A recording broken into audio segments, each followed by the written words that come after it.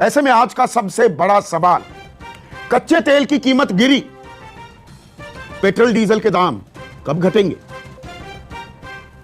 अब नए नए जो पेट्रोलियम मंत्री बने हैं, हरदीप पुरी, मैंने बयान चलाया था पिछली दफा उनका, वो कहते हैं सभी स्टेक होल्डर्स को काम करना होगा। वो सभी स्टेक होल्डर्स कौन है? भाई वो तो सरकार है, केंद्र है, वो एक्साइज ड्यूटी लगाता है, राज्य सरकारें वैट लगाती हैं, और तेल कंपनियां, ये सारी सरकारी तेल कंपनियां हैं, ये दाम तय करती हैं। आम आदमी तो स्टेक होल्डर्स में नहीं है। आम आदमी का काम सिर्फ लगातार बढ़ी हुई कीमतें देना ही है क्या? मेरे साथ बीजेपी के राष्ट्रीय प्रवक्ता, तेल के खेल को, अर्थव्यवस्था को भली भांति समझते हैं, गोपाल अग्रवाल। कांग्रेस की तरफ से एक और अर्थशास्त्री, प्रोफेसर गौरव वल्लभ। समाजवादी पार्टी के राष्ट्रीय प्रवक्ता सुनील साजन। जेडीयू अहम घटक है मोदी सरकार की, केंद्र में प्रतिनिधित्व है और साझा सरकार बिहार में चला रहे हैं उनके वरिष्ठ नेता राजीव रंजन। और वरिष्ठ पत्रकार, तेल के खेल को भली भांति समझते हैं, सालों से ट्रैक करते आए हैं, सिद्धार्थ सिंह मेरे साथ इस चर्चा में जुड़ गए हैं। तो गोपाल बाबू, लगातार यह कहा जाता था कि भाई मार्केट इज द किंग, बाजार के हवाले है, हमारे हाथ में कहां है तेल की कीमतें। तो ये तो $62 पर आ गया कच्चे तेल का दाम, और पेट्रोल में एक नए पैसे की कमी नहीं।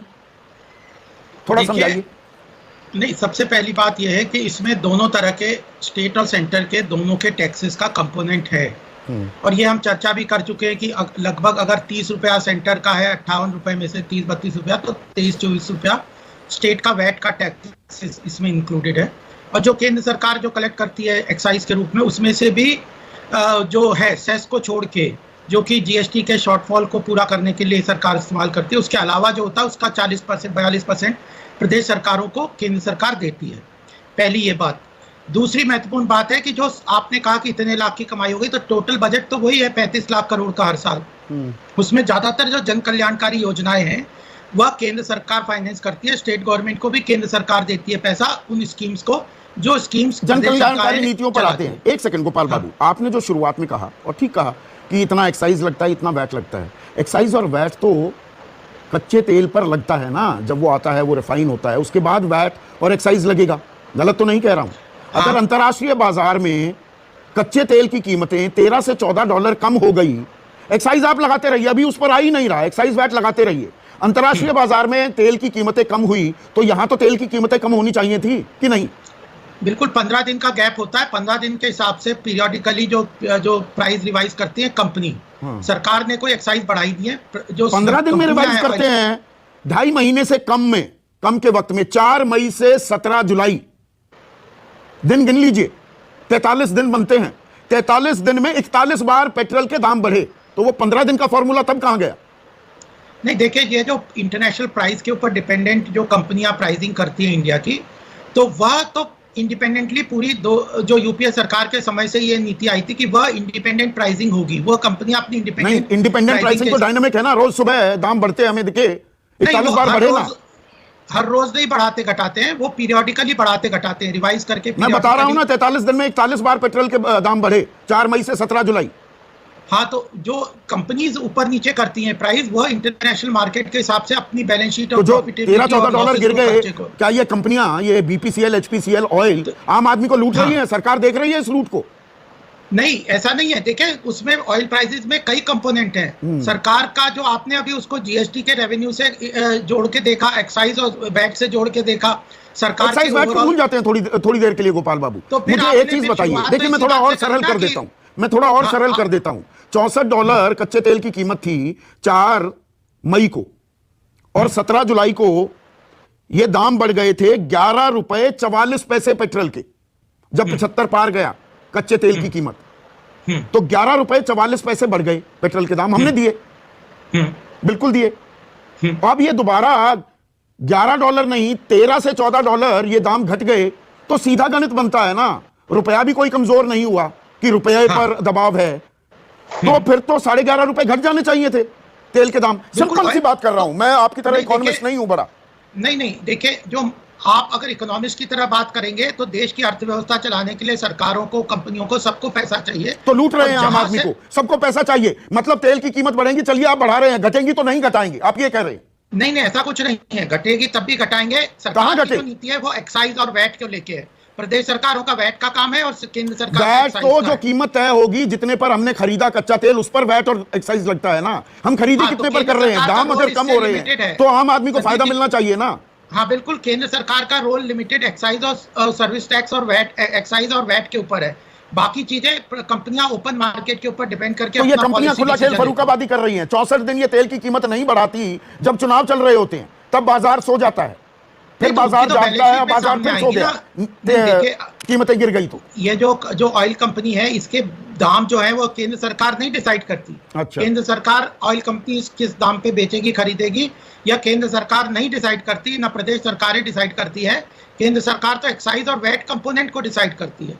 अगर उसके अनुसार, उसके अनुपात में बढ़ रहे हैं तो केंद्र सरकार, और वैट बढ़ रहा है तो प्रदेश सरकार। इस तरह की जिम्मेदारी नहीं, है। बाजार के हवाले है, कीमतें बढ़ेंगी, चलिए हमने दे दी बढ़ी हुई कीमतें, कीमतें घट रही हैं तो दाम घटने चाहिए तो वो ना। घटाएंगे, कीमतें घटेंगी तो पीरियोडिकली उनको अच्छा, बढ़ाती, घटाना पीरियोडिकली उनको मार्केट।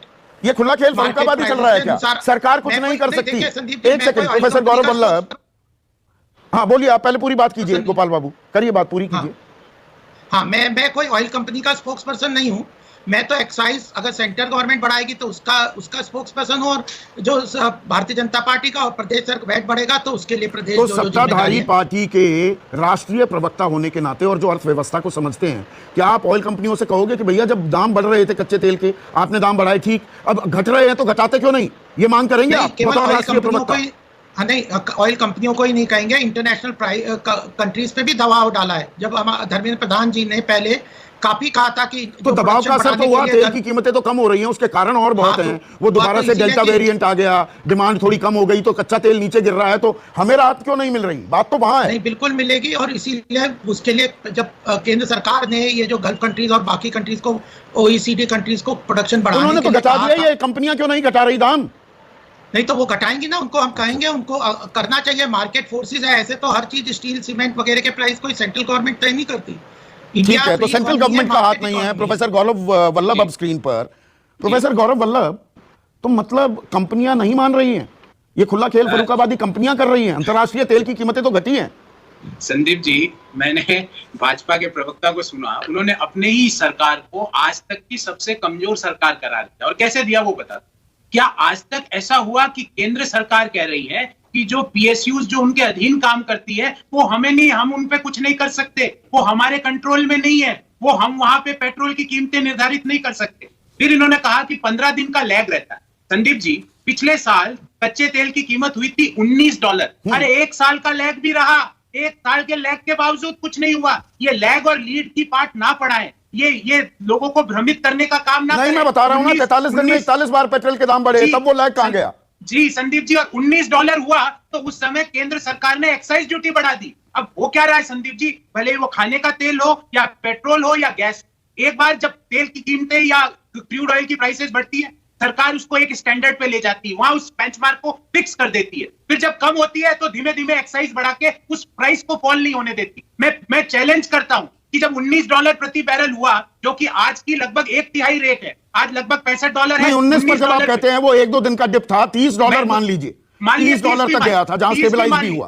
तो संदीप जी, क्या आधी हुई तेल की कीमत? और अभी आप सवाल पूछ रहे हो कि अंतर्राष्ट्रीय बाजार में तेल की कीमत कम नहीं, हुई, मैं पिछले साल की बात समझता हूं सरकार की, कि जी, चलिए हम एक आपातकाल, आफतकाल में थे, बहुत पैसा खर्च हो रहा था, लेकिन अब तो GST कलेक्शन भी बढ़ गई, बाकी टैक्स कलेक्शन बढ़ रही है, तो अकेले ऑयल पूल तो नहीं रह गया है ना। आप देखिए ना, फाइनेंस मिनिस्टर कहते हैं कि ऑयल बॉन्ड जिम्मेवार है, तेल के मंत्री कहते हैं राज्य सरकार, पुराने तेल के मंत्री राज्य सरकार कम करे, भाजपा के प्रवक्ता टीवी स्क्रीन पे बैठ के कहते हैं PSUs पे हम कुछ नहीं कर सकते। देन व्हाट डू आप कर क्या सकते हो, पहले ये नहीं, बताइए। तो आप भी तो नहीं कर रहे, वैट तो आप घटा सकते हैं, आप कहां घटा रहे? आप ये बताइए तमिलनाडु में घटाया कि नहीं? तमिलनाडु में वैट किस सरकार ने घटाया? और मैं बार बार कहता हूं और जिम्मेवारी से कहता हूं कि हम और भी घटाएंगे, हमको घटाना है। तमिलनाडु में तो आप पद्दी चढ़े हुए हैं, ऐसे संदीप जी, आप पद्दी चढ़े हुए हैं, आपकी सरकार है पंजाब में, आपकी सरकार है राजस्थान में, महाराष्ट्र में 26% वैट है, 10 रुपए एडिशनल वैट है, वो कुल मिलाकर 38-39% हो जाता है, उसे घटाइए ना,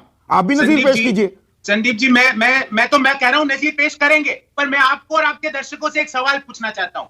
जिस केंद्र सरकार ने पेट्रोल पर एक्साइज ड्यूटी 247% बढ़ाई हो 7 साल में, डीजल पे 794% बढ़ाई हो, अर्थात जो प्रति लीटर एक्साइज ड्यूटी पेट्रोल पे ₹9.48 लगती थी, वो आज ₹32.90। डीजल पे जो 3 रुपए 56 पैसे प्रति लीटर एक्साइज ड्यूटी 2014 में लगती थी, वो आज 31 रुपए 80 पैसे है। और पार्टी के प्रवक्ता, भाजपा के प्रवक्ता कहते हैं हम कुछ नहीं कर सकते। डायनेमिक प्राइसिंग में नीचे जाए तो हम कुछ नहीं कर सकते, ऊपर जाए तो हम कुछ ही घंटों में बढ़ा देंगे। ये कौन सी डायनेमिक प्राइसिंग हुई? डायनेमिक प्राइसिंग का तो मतलब हुआ कि जैसे कच्चा तेल नीचे जाए, तुरंत प्रभाव से उसका बेनिफिट कंज्यूमर्स को मिले। और संदीप जी, एक चीज और बताना चाहता हूं, जब तक आप कच्चे तेल की कीमतों को अफोर्डेबल नहीं बनाओगे, मैन्युफैक्चरिंग सेक्टर और एम्प्लॉयमेंट का साइकिल नहीं चलेगा। 20 अगस्त 2021 को जो सप्ताह खत्म हुआ, उसमें शहरों में बेरोजगारी की दर 9.2% है एज पर CMIE। तो जब तक आप पेट्रोल की कीमतों को, डीजल की कीमतों को नीचे नहीं करोगे, 7% जब कच्चे तेल की कीमत गिरी, तो क्या आपने डीजल की कीमतें 7% और 7% तो पिछले एक हफ्ते में गिरी है, लेकिन एक नया पैसा पेट्रोल में कमी नहीं, डीजल में 20 करके 7 पैसे की कमी की है। डीजल, संदीप जी, डीजल सबसे ज्यादा कौन उपभोग करता? हमारे देश के अन्नदाता। उनके साथ मजाक कर रहे हो आप? आज डीजल की कीमतें जो 2014 में थी, उसकी लगभग डबल हो चुकी है। जो प्रति लीटर डीजल की कीमतें 45-50 रुपए, 52 रुपए थी, वो आज 100 रुपए प्रति लीटर डीजल मिल रहा है। क्यों मिल रहा है? क्योंकि आपने एक्साइज ड्यूटी जो केंद्र सरकार 2014 में 3.5 रुपए लेती थी, वो आज आपने बढ़ा के 31 रुपए 80 पैसे। और उस एक्साइज ड्यूटी में भी संदीप जी राज्यों को कुछ नहीं मिलता है, क्योंकि उसका 80% जो एक्साइज ड्यूटी है वो सेस के रूप में है, ताकि राज्यों को कुछ ना देना पड़े। ये कौन सी तो राज्य तो वैट तो ले रहे हैं ना। देखिए, यहाँ आम आदमी को बलि का बकरा बनाने में कोई सरकार कोई कोताही नहीं बरत रही। बहुत सजग है सारी सरकार। संदीप जी, मैं जिम्मेवारी से कहता हूं आपके शो पे बैठ के कि जिस तरह तमिलनाडु पे हमने कम किया, और राज्यों में भी कम करेंगे। मैं अपनी जिम्मेवारी से नहीं भागता हूं, क्योंकि मुझे पता है कि जब एक मेहनतकश आदमी बाइक में 1 लीटर तेल भरवाता और 110 रुपए बेरोजगार व्यक्ति, ये तो साझा सरकारों की बात हो गई। नजीर पेश करनी है तो पंजाब के मुख्यमंत्री को बोलिए, राजस्थान के मुख्यमंत्री को बोलिए, छत्तीसगढ़ के मुख्यमंत्री को बोलिए, जहां आपकी अकेली आपकी सरकार है। संदीप जी, मैं अपनी जिम्मेवारी से नहीं भाग रहा हूं। मैं आपको ये गणित नहीं सिखाऊंगा कि नहीं केंद्र सरकार, पर मैं आपको यह कहना चाहता हूं कि जिस केंद्र सरकार ने 247% की बढ़त करी है एक्साइज ड्यूटी में पेट्रोल में, और 794% की जो बढ़त करी है डीजल में, क्या उनको नहीं करना चाहिए? पहले कौन सी राज्य सरकार ने 10% से ज्यादा वैट बढ़ाया? मैं तो बीजेपी की राज्य सरकारों को भी इंक्लूड कर रहा हूं। और ये कहने के बावजूद मैं कहता हूं कि पेट्रोल और डीजल की कीमतें, जो कि डीजल हमारे अन्नदाताओं के लिए प्रयोग में आता है, उनकी कीमतों को तुरंत प्रभाव से घटाना चाहिए। अपनी जिम्मेवारी से ये कह के मैं भाग नहीं रहा हूं। जिस तरह तमिलनाडु में कम किए, और भी राज्य सरकारों में हम जरूर कम करेंगे, जैसे ही थोड़ी गुंजाइश मिलेगी। पर कच्चे तेल की कीमत PSUs बोल रहे हैं, ये डिसाइड करते हैं। Excise duty government of India decide कर रहे हैं। वैट तो एक बहुत छोटा पोर्शन है, फिर भी हम उसको कम करेंगे। मैं आपके शो में जिम्मेवारी से बोलता हूं। राजीव रंजन, आपको ये मार्केट का गणित समझ में आ रहा है? मार्केट इज द किंग, बाजार तय करता है जी। तो ये दाम गिर रहे हैं तो बाजार क्या कर रहा है? जी, डीरेगुलेट करने का फैसला इसलिए हुआ था कि अगर बाजार में चीजें महंगी होंगी तो बायर्स को महंगी खरीदनी होगी, सस्ती होंगी तो सस्ती खरीदनी होगी। डायनेमिक प्राइसिंग का जो पूरा थ्योरी है वो इसी पर आधारित, लेकिन कहीं ना कहीं वो बदलाव दिखा नहीं, इस बात को नकारा नहीं जा सकता। और चूंकि ये कोरोना के पहले से ही देश की जनता ने काफी मेहनत से जो उनकी गाड़ी कमाई है, उसका एक बड़ा हिस्सा पेट्रोलियम प्रोडक्ट्स पर खर्च किया, चाहे वो बाइक में भरवा रहे हो या किसान इरिगेशन के लिए इस्तेमाल कर रहे हो या जो भी कर रहे हो। और ये सच है कि अब इन चीजों के लिए बार बार ये दलीलें दे करके हम लोगों की कठिनाइयां कम नहीं कर सकते हैं। कुछ मेरी ओर से व्यवस्था संवेदनहीन हो गई है क्या? आम आदमी जाए तेल लेने, उसका निकालेंगे हम तेल, कोई सुनवाई नहीं। दाम घट रहे हैं तो क्यों नहीं भाई मैं घटे हुए दाम दूं? बड़ा सिंपल सा एक लाइन का सवाल है।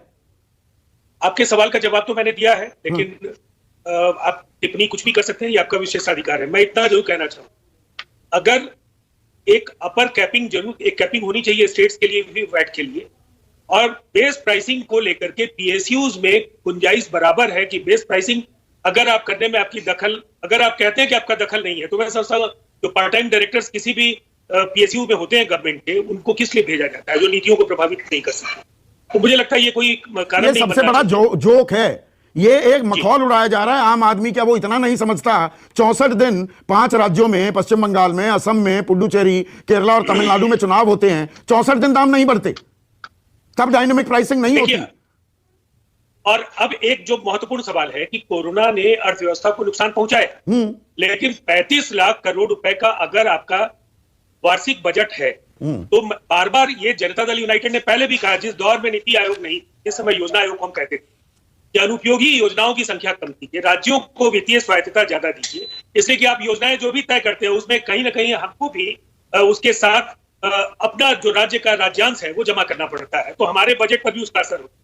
और कई योजनाएं किसी राज्य के लिए उपयोगी हो सकती है, दूसरे राज्य के लिए उस हद तक उपयोगी नहीं हो, तो कहीं ना कहीं राज्यों को जो मार्जिन जमा करना है उससे भी वो मुक्त होंगे और आपका भी खर्च उसमें कम हो। तो ये लगातार जो कई योजनाएं होती हैं, उन योजनाओं की संख्या को कम करने की जरूरत है, जिसका सीधा लाभ लोगों को मिल सके और राज्यों को भी राज्यांश के नहीं, देखिए, जो कोरोना केंद्रित हो जाती है ना चर्चा, कोरोना एक डिफिकल्ट, ये कोरोना केंद्रित नहीं है। मैं एक चीज में राजीव जी सुनिए, तो देखिए कोरोना में जो हुआ, आपने पिछले साल एक बार में ही 10 रुपए डीजल पर 10 रुपए पेट्रोल पर, 13 रुपए डीजल पर एक्साइज ड्यूटी बढ़ा दी। चलिए बढ़ा दी, दिक्कत काल था, मान लिया। पर उससे पहले भी अगर आप जाएंगे, जब यह नारा बुलंद किया गया, बहुत हुई पेट्रोल डीजल की मार, अब की बार मोदी सरकार, $110 पर बैरल पर कच्चे तेल की कीमतें थी 2014 में। 2015 में वो गिरी, वो 60, 40, $45 पर भी आई। तब कहा गया कि भाई हम खुश नसीब हैं, बदनसीबों की क्या जरूरत। पर लगातार वहां पर तेल की कीमतों में कमी करने के बजाय चालाकी में शब्द इस्तेमाल करूंगा, चालाकी क्या की गई, 9 बार एक्साइज ड्यूटी बढ़ाई गई। तो आपको मुझको अंतर्राष्ट्रीय बाजार में लगातार घट रहे कच्चे तेल की कीमतों का कभी फायदा ही नहीं मिला क्या? यह सिर्फ कोरोना काल की बात नहीं है। बिल्कुल, मैं आपकी बात से सहमत, और इसीलिए मैं कहता हूं कि मैंने जो आप योजनाओं के आकार और उनकी संख्या को घटा